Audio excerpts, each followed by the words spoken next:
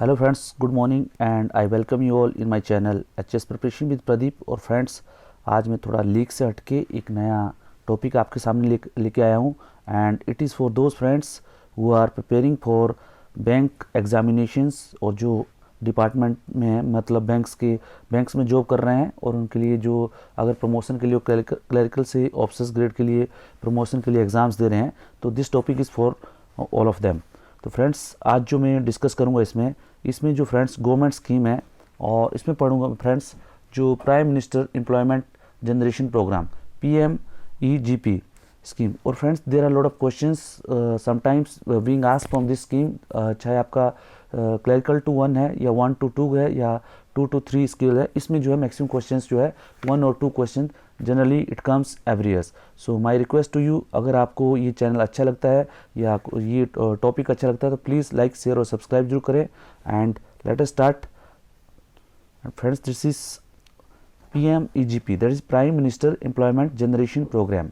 Okay, और ये जो friends this is central sector scheme है। सेंट्रल सेक्टर स्कीम ये होता है फ्रेंड्स कि इसमें जो है टोटल जो 100% जो कंट्रीब्यूशन है that will B through the central government. ठीक है, कई ऐसी स्कीम्स होती हैं जैसे आपको 80-20 जैसे होता है या 60-40 जैसे कॉम्बिनेशन रहता है सेंट्रल और स्टेट का, but this scheme is totally sponsored by central government. ठीक है, इसलिए इसको CSS मतलब सेंट्रल सेक्टर स्कीम बोला जाता है।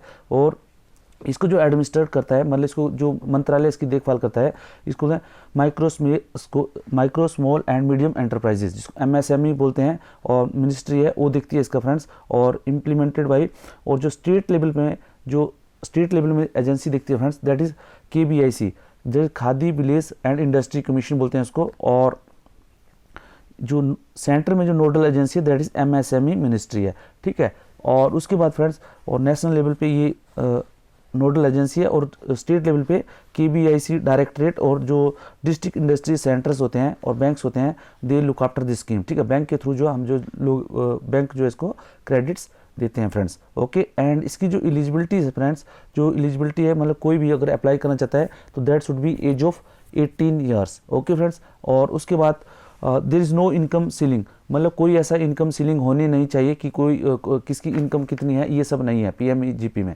ओके, और उसमें फ्रेंड्स इसमें नेक्स्ट ये है कि एजुकेशन क्वालिफिकेशन के बारे में इसमें जो प्रोजेक्ट्स हैं फ्रेंड्स, अगर आपका जो प्रोजेक्ट है उसके ऊपर डिपेंडेंट है। लाइक आपका 8th स्टैंडर्ड पास होना चाहिए किसमें, इफ़ द प्रोजेक्ट इज़, अगर प्रोजेक्ट जो है मैन्युफैक्चरिंग सेक्टर में है और इसकी जो कॉस्ट है 10 लाख से ज़्यादा है, okay, then the qualification should be 8th standard. और अगर प्रोजेक्ट जो है मैन्युफैक्चरिंग सेक्टर का है तो 10 लाख, और अगर प्रोजेक्ट जो है आपका सर्विस सेक्टर का है या बिजनेस सेक्टर का है तो, और उसकी कॉस्ट जो है 5 लाख से अबव है friends, please remember it, that is above. Okay, not below और इक्वल। ओके, 5 लाख से अबव अगर कॉस्ट है then the education standard should be 8th pass. Okay, उसके बाद फ्रेंड्स SHG जो सेल्फ हेल्प ग्रुप्स हैं, इंस्टीट्यूशंस हैं registered under society registration act 1860 हैं, और प्रोडक्शन कोऑपरेटिव सोसाइटीज़ हैं, चैरिटेबल ट्रस्ट हैं, और also eligible provided that they have not availed benefits under any other schemes. अगर उन्होंने जो है ये दूसरी जो बेनिफिट जो दूसरे स्कीम्स के अंडर नहीं लिए हैं। उसके बाद friend PMEGP is a meant only for new project, जो नए प्रोजेक्ट्स होंगे फ्रेंड्स उनके लिए जो है PMEGP बनी है। ऐसा नहीं है कि आपको रिफाइनेंस और समथिंग लाइक दैट वो पहले से प्रोजेक्ट एग्जिस्टिंग है उसमें नहीं है। Okay, and the only 1 person from 1 family is eligible for obtaining financial assistance. मतलब क्या है कि एक भी जो फैमिली से जो एक फ्रेंड्स, इसमें क्या है फैमिली से ओनली हर एक फैमिली से एक ही मेंबर जो है प्रोजेक्ट के लिए एलिजिबल है। ऐसा नहीं है कि एक फैमिली से आप 2 या 3 आदमियों को जो है ये प्रोजेक्ट जो है इट इज़ नॉट पॉसिबल। ठीक है, उनके लिए ये जो है स्पॉन्सर नहीं होगा। ठीक है, और उसको the family includes self and spouse. ठीक है, इसमें जो फैमिली का जो डेफिनेशन है फ्रेंड्स, ये जो है अपने आप और स्पाउस मतलब वाइफ या हस्बैंड जो भी है। ठीक है, और उसको SHG eligible for assistance under PMEGP include those belonging to BPL provided they have not availed benefits under any other scheme. उसके बाद बिजनेस है, ट्रेडिंग एक्टिविटीज़ है in form of sale outlets में भी परमिटेड। जो बिजनेस है उसमें trading activities है, ये जो है ये एक्टिविटीज़ परमिट है इसमें फ्रेंड्स, और उसमें नॉर्थ ईस्टर्न रीजन है जो ये सब इसमें ये। और उसमें ट्रांसपोर्ट एक्टिविटीज़ में फ्रेंड ट्रांसपोर्ट एक्टिविटीज़ क्या है, जैसे परचेज ऑफ कार है, वैन है, बोट है, शिकारा है, ये सब जो है ट्रांसपोर्टेशन ऑफ टूरिस्ट, ये सब जो है इसमें activities you can include on that. उसके बाद विलेज इंडस्ट्रीज में, विलेज इंडस्ट्री में फ्रेंड्स जैसे क्वायर वेस्ट प्रोजेक्ट्स हो गए आपके केरला में, जैसे क्वायर वेस्ट प्रोजेक्ट हो गए, जैसे रस्सी बनाना या कुछ और है, ठीक है। उसके बाद रूरल एरिया में जैसे आप देखोगे जैसे टोकरी बनाने का या बास्केट्स बनाते हैं कुछ, ये सब जो अपना लोकल जो प्रोडक्शन से कुछ तैयार करते हैं, या मान लो आप चिप्स बनाते हैं या आप बेकिंग करते हैं या कुछ भी करते हैं, ये सब जो छोटी मोटी जो एक्टिविटीज़ हैं this can be included under the PMEGP। Okay friends. और रूरल एरियाज में कैसे क्लासिफाइड किया होता है friend, any area classified as village as per the revenue record of state union territory, ठीक है। और उसमें क्या बोल रहा है कि if classified as town provided its population does not exceed 20,000 पर पर्सन। और उसमें क्या है कि it will also include an area even if classified as town, ठीक है। अगर लेकिन ये जो रूरल एरिया में टाउन भी आ जाता है, लेकिन उसकी जो पॉपुलेशन है friends it should not exceed 20,000 person. Okay, but I think most important friend इसमें क्या आपको एज पता होना चाहिए एंड एजुकेशन क्वालिफिकेशन एंड वो भी प्रोजेक्ट कॉस्ट की, ठीक है। प्रोजेक्ट कॉस्ट क्या होता है, मैन्युफैक्चरिंग अगर सेक्टर में कोई प्रोजेक्ट कॉस्ट है दैट शुड बी 10 लाख से अबव है तो education qualification should be 8th, और 5 लाख का बिजनेस या सर्विस सेक्टर में कोई प्रोजेक्ट है तो that age should be 8th। Okay, और उसके बाद फ्रेंड जो मैक्सिमम कॉस्ट है प्रोजेक्ट की, okay just wait, let's go to the next slide. और जो प्रोजेक्ट कॉस्ट है मैक्सिमम फ्रेंड्स, जो इसमें प्रोजेक्ट कॉस्ट है, how much project cost it could be, जो प्रोजेक्ट कॉस्ट है friend that is manufacturing sector में क्या है 25 लाख तक है, और सर्विस सेक्टर में फ्रेंड्स अप टू 10 लाख है, ठीक है। फ्रेंड्स ये क्या हो सकता है कि ये अगर कोई लेटेस्ट कोई चेंजेस हुआ है you can also see it, but manufacturing sector में इसकी अप टू 25 लाख तक जो है ये आप कॉस्ट जो है इसको फाइनेंस कर सकते हैं, and service sector up to 10 lakh, ठीक है। और इसमें जो मार्जिन्स वगैरह फ्रेंड्स, मार्जिन और रेट सब्सिडी है फ्रेंड्स, इसमें क्या है ये डिपेंड करता है कि आपकी जो सब्सिडी है अर्बन, रूरल और मार्जिन जो है कितने का होगा, ठीक है। ये इनमें कैटेगरीज में आपको डिवाइड करते हैं, ठीक है, कि मार्जिन जो देखना है आपको एक तो और सब्सिडी, ठीक है। ये रूरल एरियाज में अलग है फ्रेंड्स और अर्बन एरियाज में अलग है, और इसका जो मार्जिन है रूरल और अर्बन में ये भी अलग अलग है। और उसमें जो दूसरा जो कैटेगरी आती है फ्रेंड्स, एक तो जनरल कैटेगरी है और जो स्पेशल कैटेगरीज हैं फ्रेंड्स, जैसे SCs हो गए, STs हो गए, OBCs हो गए, माइनॉरिटीज हो गए, वुमेन्स हो गए, एक्स सर्विसमैन हो गए एंड फिजिकल हैंडीकैप्ड, और नॉर्थ ईस्टर्न रीजन्स और हिल एरिया है, इनमें क्या है ये 2 कैटेगरीज हैं, ठीक है।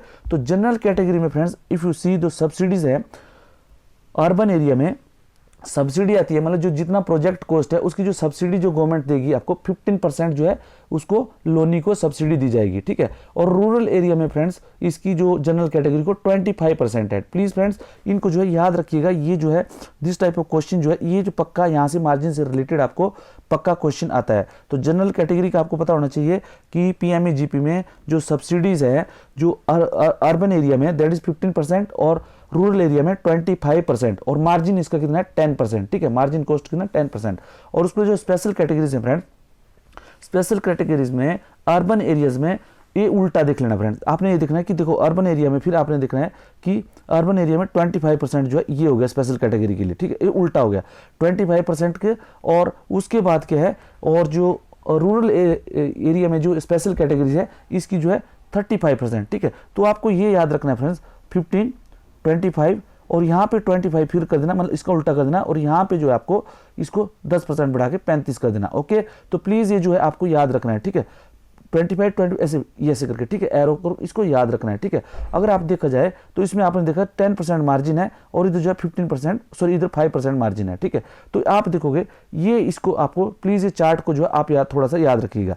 15, 25, this is 25 and this is 35, और इधर क्या होगा 10 एंड 5। तो यहाँ पे आपने देखना है अर्बन फ्रेंड्स, यहाँ पे देखना है रूरल, और यहाँ पे margin. Okay, please remember this chart, okay, it's very important. और यहाँ से आपका एक नंबर जो है फ्रेंड्स बढ़ सकता है। प्लीज फिर से मैं बना रहा हूँ 15, 25, 25, 35, okay, this is 10% and this is 5%, this is margin, okay, this is general category, this is special category, और this is urban area and this is rural area.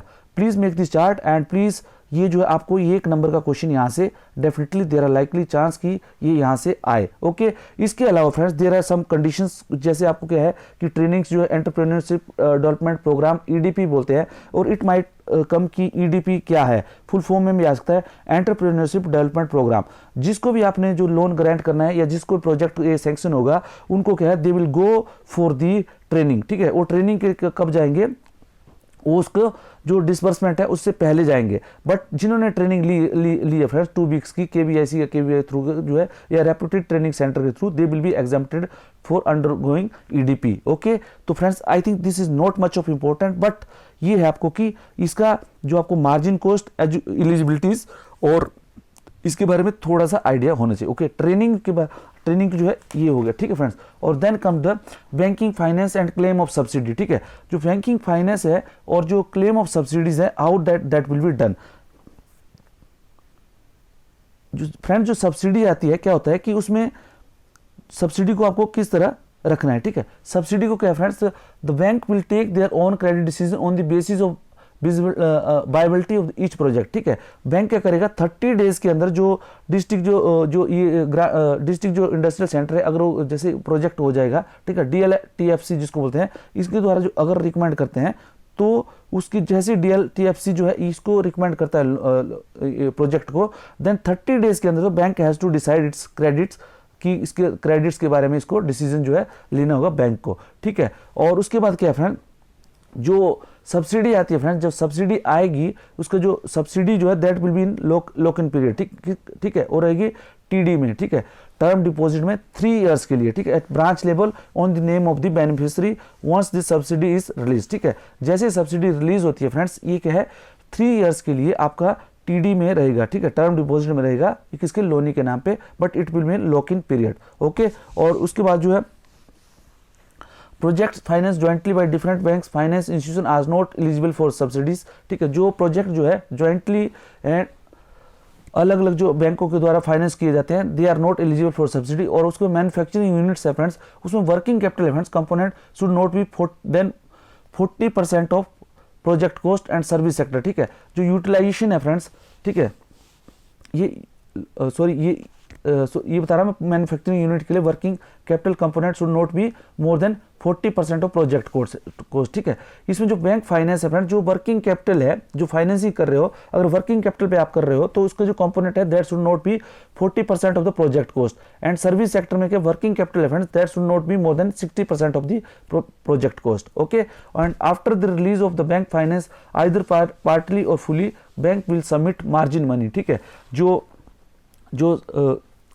जब बैंक फाइनेंस जो पार्टली या फुली जब आप जैसे release हो जाता है फ्रेंड्स, तो bank will submit margin money that is subsidy claim in prescribed format to the designated nodal branch of the state region where KBIC has placed lump sum deposit of margin money subsidy। Okay, और उसके बाद क्या है, जो lock in period मैंने आपको बता दी that is 3 years का, और उसके बाद यूटिलाइजेशन ऑफ सब्सिडी, ठीक है। जो मार्जिन मनी है, जो सब्सिडी है friends, on the actual availment of capital expenditure only will be retained and excess if any will be refunded to KBIC। मतलब क्या है, जो मार्जिन मनी है फ्रेंड, जो सब्सिडीज है, उसमें क्या जो actual availment of capital expenditure, जितना भी लोन जो सैंक्शन हुआ है उसका जितना भी जो एक्सपेंडिचर हुआ है फ्रेंड्स, उसके ऊपर पे जो है ये जो सब्सिडी है और मार्जिन है दैट विल बी रिटेन्ड।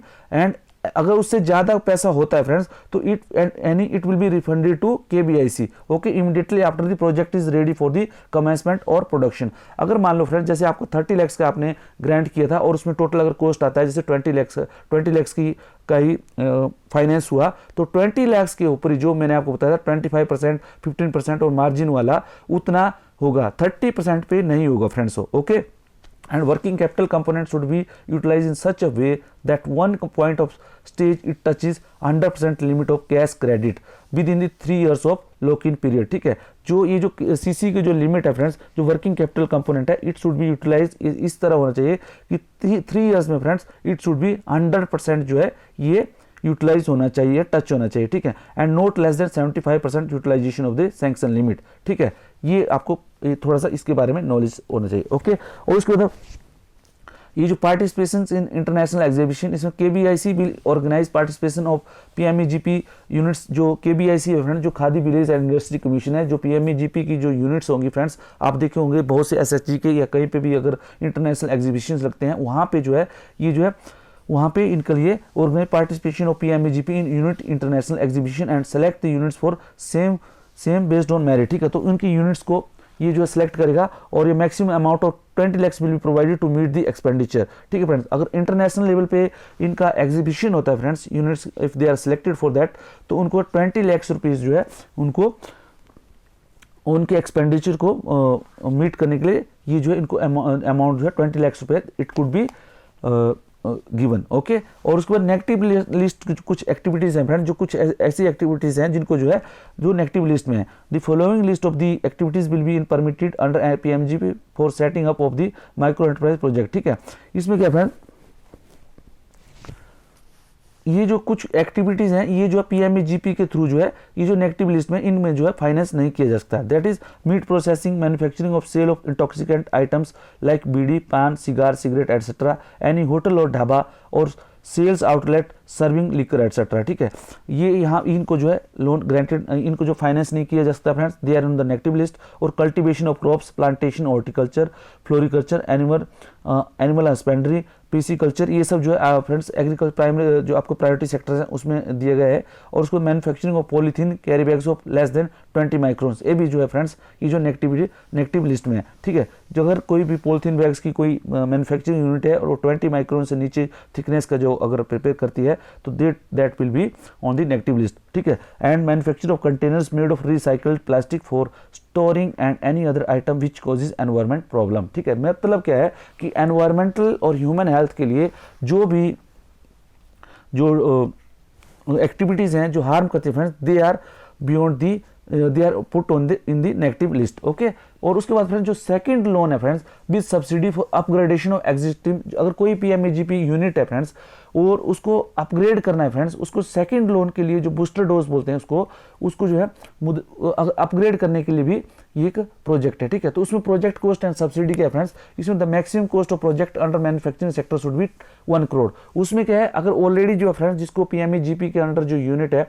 उसको अपग्रेड करना है तो उसके क्या manufacturing sector should be 1 crore। 1 crore तक जो है उसकी जो लिमिट है दैट्स इज 1 crore। ओके, और 1 crore में क्या 1 crore है, और उसके बाद क्या है एंड सर्विस सेक्टर में है उसकी 25 lakhs तक होनी चाहिए। ठीक है, और उसमें friends again category of beneficiary under PMEGP for upgradation, all categories में सबको आप अपग्रेड कर सकते हैं फ्रेंड्स। और उसमें क्या जो सब्सिडी रहेगी जो 15% रहेगी और जो 20% रहेगी वो नॉर्थ ईस्टर्न स्टेट और हिली एरियाज में रहेगा, और मार्जिन जो है 10% रहेगा। ठीक है, ये जो जब अपग्रेडेशन करना है आपको तो 15% आपको पता है कि सब्सिडी जो 15 एंड 20 रहेगी। ओके, एंड मैन्युफैक्चरिंग यूनिट में जो सब्सिडी रहेगा maximum cost of the upgradation is 1 crore। Okay, and maximum subsidy will be 15 lakhs for the north eastern region and hilly area is 20 lakhs। ठीक है, तो northern eastern region में अगर कोई project है उसकी जो मैक्सिमम सब्सिडी है friends that will B 50 lakhs, और वो जब जो नॉर्मल एरियाज हैं और नॉर्थ ईस्टर्न रीजन और जो हिली स्टेट है उनमें 20 lakhs रहेगी। ठीक है,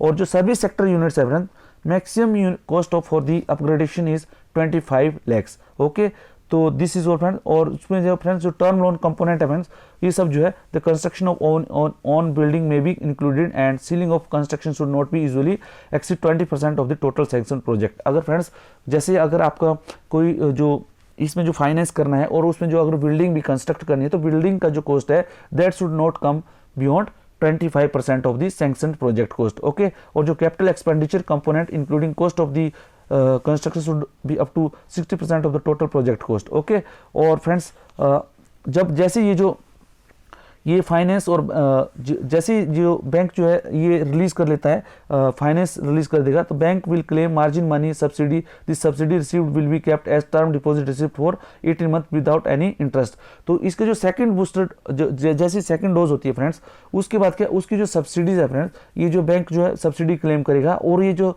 सब्सिडी है that is kept in 18 months। ठीक है, ये जो 18 month के लिए हो जाएगी। ठीक है, तो सेकंड बूस्टर डोज के लिए जो फर्स्ट जो फ्रेंड्स अगर आपको अपग्रेडेशन के लिए क्या है अपग्रेडेशन के लिए 18 month के लिए, और अगर फर्स्ट आपका केस है जैसे आपका फ्रेश केस है तो उसके लिए तो आपको 3 years के लिए जो है वो subsidy that will be kept as a term deposit, ठीक है। और सेकंड केस में क्या है, अपग्रेडेशन में 18 month. Okay friends, so these are the important points for this PMEGP friends, और I will try to continue this all the schemes and other the related issues specially with the PNB promotions exams friend. अगर आपको अच्छा लगा video तो please like, share और subscribe जरूर करिएगा।